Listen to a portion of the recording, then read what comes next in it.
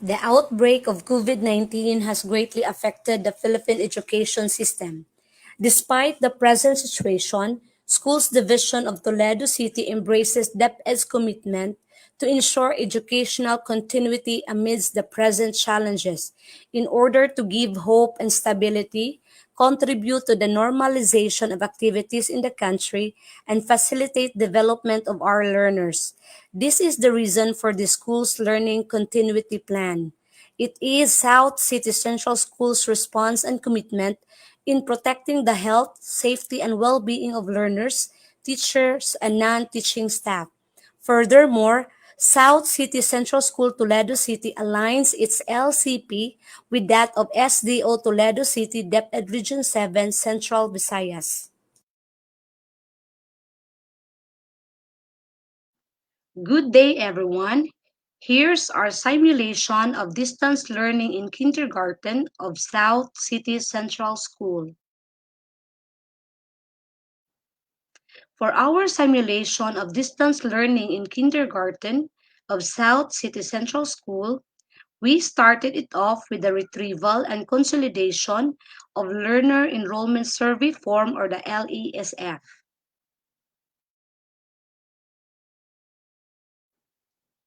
Then after that process, based on the results of the LESF, we were able to organize the class list. For our class list, we were able to identify learners who chose to work in modular printed and modular non-printed as their learning modality modes. I handled two classes of kindergarten of about 20 to 25 learners in each session.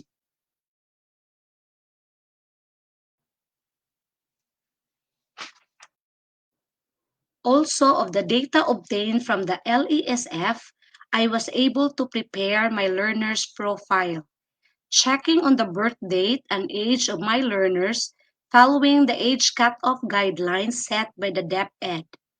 From the learner's profile, I was able to identify that each learner has a facilitator for their home-based learning. The next part of the process is the preparation of the kindergarten learning experiences packets, or what we commonly called as CLEP. CLEP was initiated by the DepEd Region 7 Education Program Supervisor in Kindergarten, Dr. Helda G. Bangko. It was a collaborative effort of the selected schools division of Region 7, including Toledo City Division. This module was collaboratively designed, developed, and reviewed by educators of Schools Division of Toledo City. This kindergarten learning experiences packets or CLEP was designed to align the most essential learning competencies or MELC to the Kindergarten Teacher's Guide or KTG to systematically harvest the learning activities from the KTG and develop this into materials for home learning activities.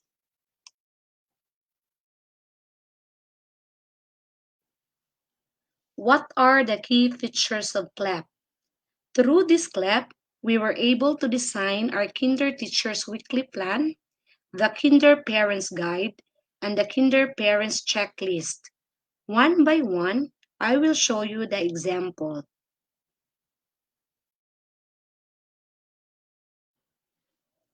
This one is the teacher's weekly plan of activities for week 1. It shows the most essential learning competencies of quarter 1, week 1. Since it is a weekly plan of activities, all the learning activities good for 1 week were reflected in the plan. This is the actual kindergarten learning packets of quarter 1, week 1. This learning resource hopes to engage the learners into guided and independent learning activities at their own pace and time with the help of their parents or guardians as their facilitators. This is an actual kindergarten learning package inside the envelopes. It is guided by the message of the day since kindergarten curriculum is thematic in its nature. We organize it into envelopes of day 1 until day 5 to systematically guide our parents on what to do for each day.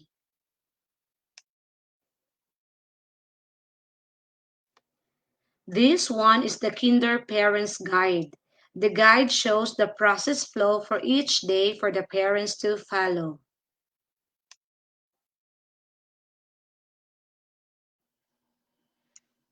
Next is the parents' checklist of activities. This is very helpful so that parents or the facilitators of learning could track and check whatever accomplished task that the child had done for the day. This is the Kinder SCCS in a box. It contains the kindergarten learning experiences packets organized into envelopes, the Kinder Parents Guide, the Kinder Parents Checklist, the toys for our kinder learners, one storybook for story time, and the learning materials that will be used for the activities like yarn, glue, modeling clays, cardboards, and coloring materials. Some learning materials are donated through the Brigada Escuela campaign, and others were provided by the school MOOE. This is our project Tulong Kalinisan. This was initiated by our school heads Mrs. Zendi Imtaran and Mrs. Isabel E. Cavernay with the help of the SCCS teachers. This program aims to familiarize the learners on the different ways on how to disinfect and sanitize to cope the new normal way of living. This advocates to maintain a safe environment for the learners and promotes healthy living.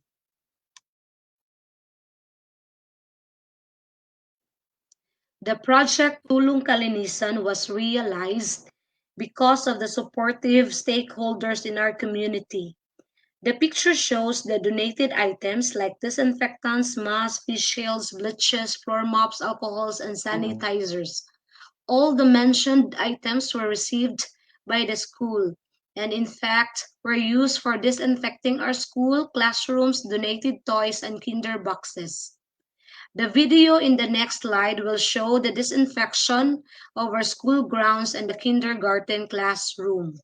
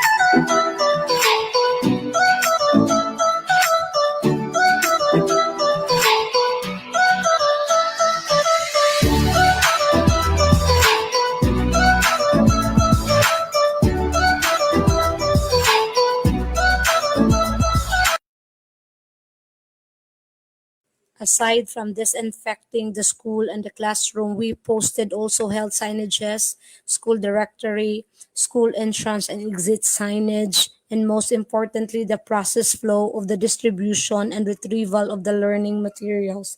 This will keep the parents guided and informed. Another project initiated by the school was a toy for a child. It was started last year and we wanted to continue the program this school year and for the incoming years. We want to highlight and strengthen the play based approach in the teaching learning process in the kindergarten. A Toy for a Child project will make the learning process more meaningful through play. The picture shows the donated toys received by the school. This project Toy for a Child was made possible with a partnership of the ECC stakeholders, school head, and the kindergarten teachers. All of these toys are placed in the kindergarten boxes. The video in the next slide will show the kindergarten teachers disinfecting the donated toys so that this will be safe when it reaches to the learners.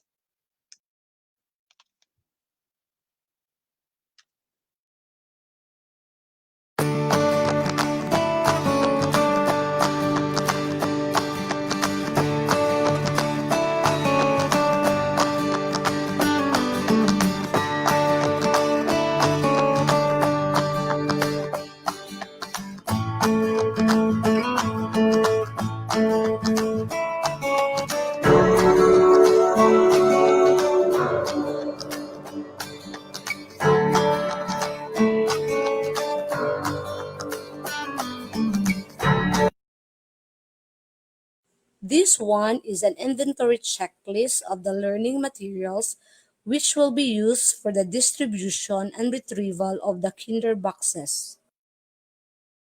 The next process was the printing and assembling of the learning packets and the worksheets that are organized in the envelopes.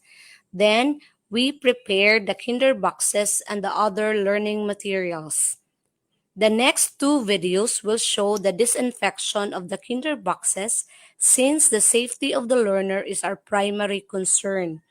Then after disinfecting the boxes, the teachers organize all the learning materials in the kinder SSS in a box.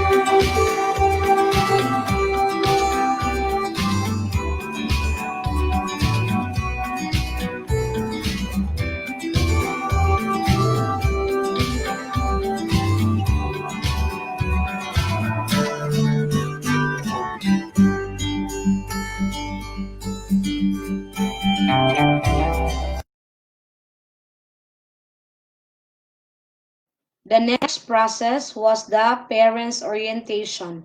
I sent an invitation to the parents through text message and messenger chat, informing them the schedule of the orientation.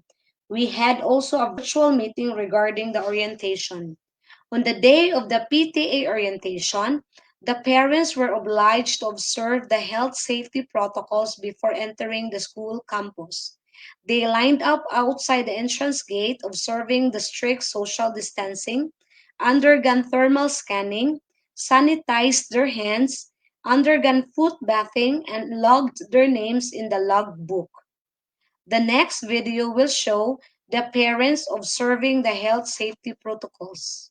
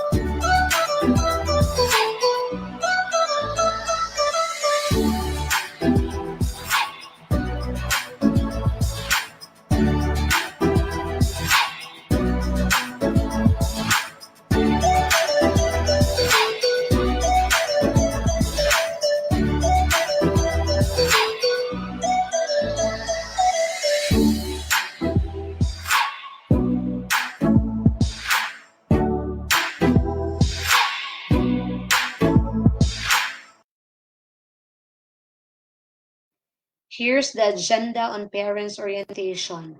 First, school policies in coming in and out of the school, observing safety measures, schedule for distribution and retrieval of the learning materials, learning modalities, safekeeping of the materials, role as a facilitator, setting a comfortable learning area for the learners, administration of pre and post ECD checklists, and the organization of learners' portfolios. The next video will show the actual PTA orientation at ECCS Gabaldon Building.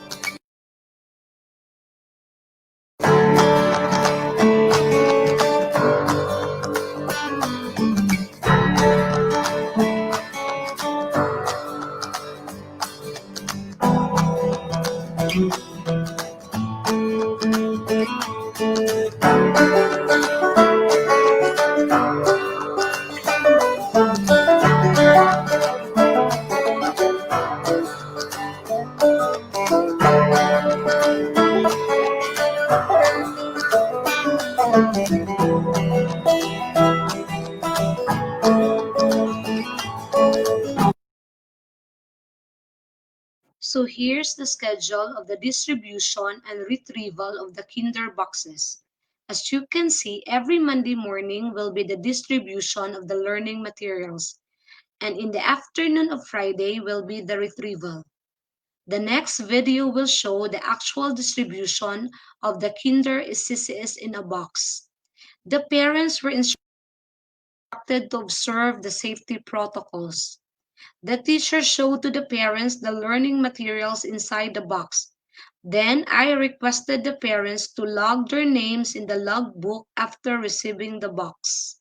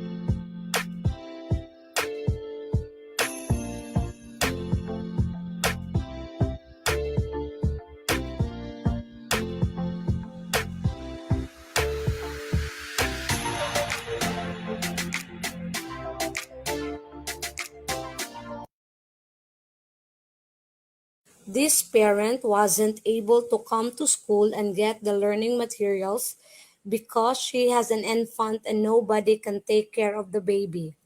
The teacher personally distributed the kinder box to the house of the learner. For the home-based learning, we ask the parents to choose a 2-hour schedule where they can conduct the learning activities. The schedule should be strictly followed for a smooth flow of the activities. It is also very important to have a comfortable place in the house where the learner can do the different learning activities.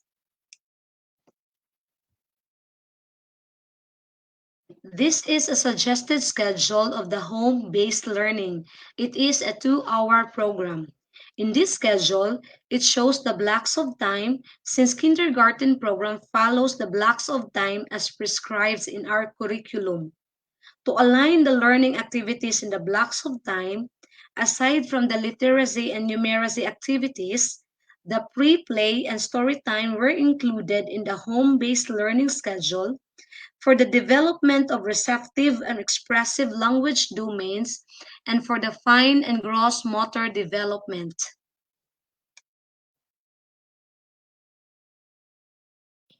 Based on the LESF responses and the learner's profile, our school chose to implement modular distance learning as learning delivery mode.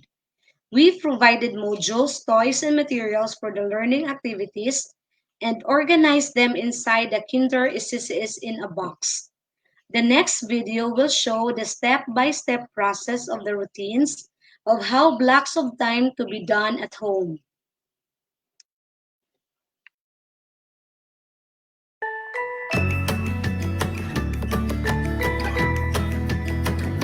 Pinaglatag yung picture ako magmulong.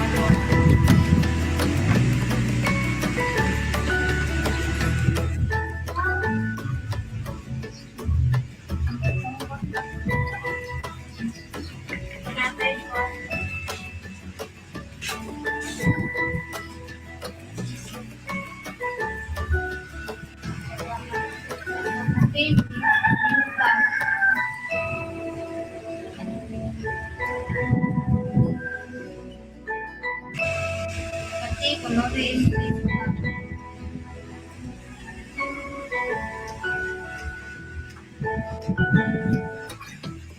Pati bukangan ako yarn in tab.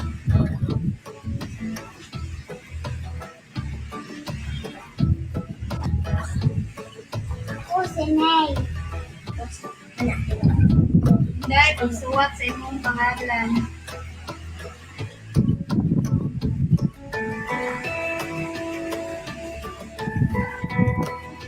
Guys, maksa.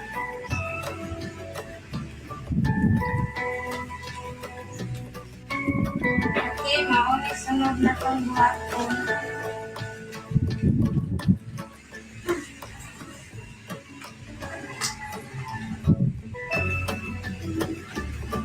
Ito ang color.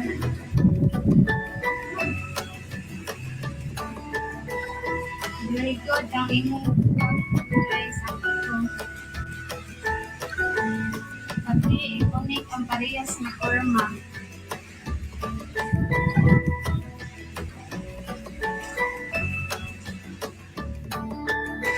Guys, nakikain kita maris kasi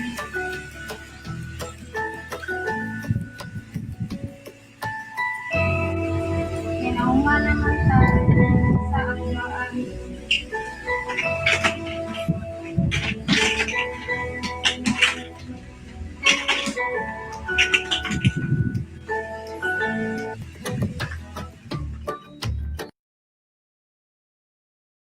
I specifically simulated also the use of printed and non-printed modules. The learners in the next two videos were doing the quarter 1, week 1 of the CLEP. In the next two videos, we can see that the facilitators of learning were the elder brother and the mother. The first video will be the modular distance learning using the non-printed modules. And the second video will be the modular distance learning using the printed modules.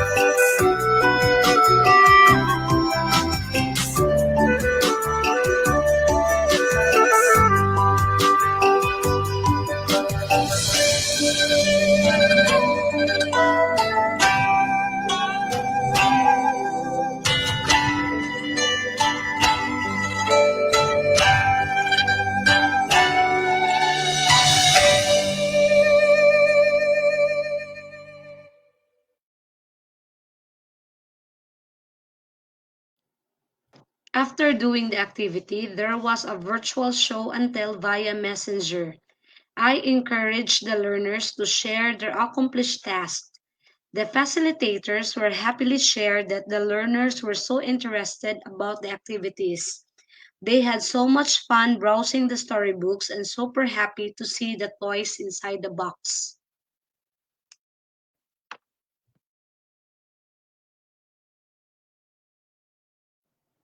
This one is the picture sent by the parent showing the learner doing the actual activities of the learning packets and his accomplished tasks for the day.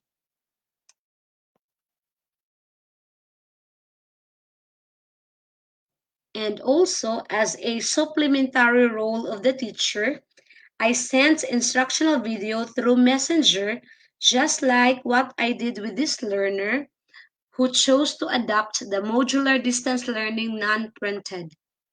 This learner watched my instructional video in name tag making. He showed his big smile as he shared his accomplished name tag.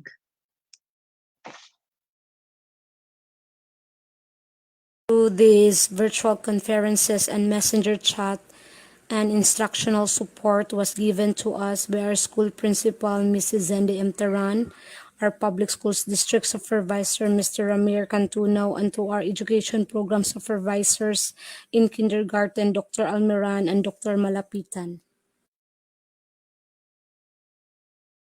The next process was the retrieval of kinder boxes. The parents were requested to return the modules, learning materials, storybooks, and answered worksheets every Friday as agreed during the PTA orientation. The next video shows the actual retrieval of the kinder boxes.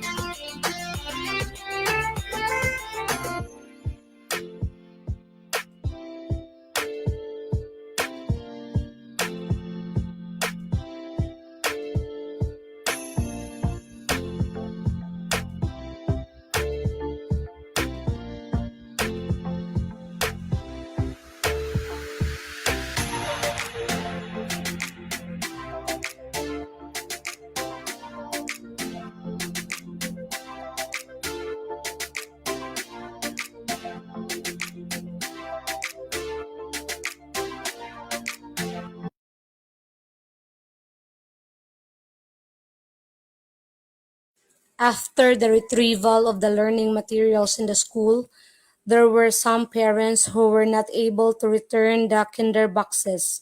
The kinder teachers spent time to visit the learner's house and retrieve the and return learning materials with the use of the inventory checklist.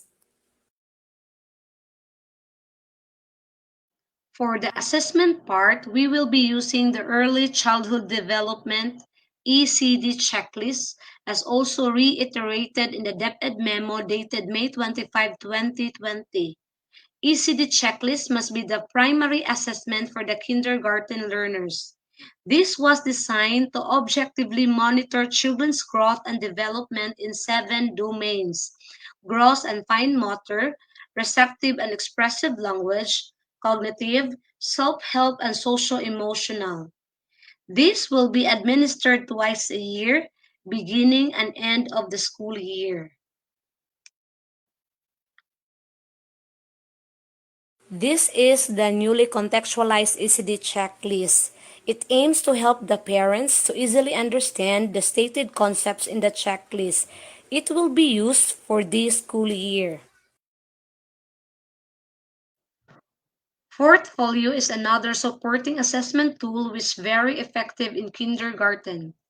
I will be collecting their outputs per week and be putting it in one folder that I can use when I answer their ECD checklist, specifically in cognitive domain.